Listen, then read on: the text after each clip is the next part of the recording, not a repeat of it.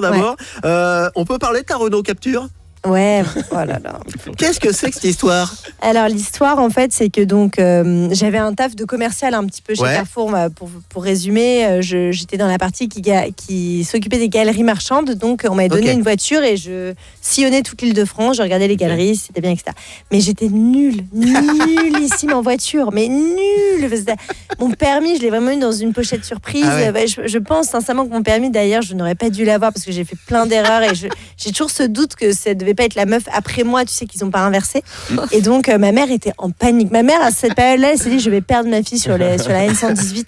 Et donc à chaque fois, je rentrais au garage de chez Carrefour et la bagnole était défoncée. Mais genre vraiment, il y avait l'espèce, je sais même pas comment ça s'appelle le truc, tu sais, l'espèce de... Le volant Non. Le truc au-dessus du pneu, là, c'est pas la jante. Non, le truc, bon bref, et c'était décroché, donc il était brinque-ballant sur l'autoroute et tout. C'était ni fait ni à faire. Et je me faisais convoquer régulièrement parce que le management se plaignait. Il disait c'est pas du tout raccord avec l'image. C'est pas raccord avec l'image, j'ai une Renault Capture blanche, enfin tout va bien, c'est pas non plus... vous m'avez pas filé une Porsche les gars, détendez-vous.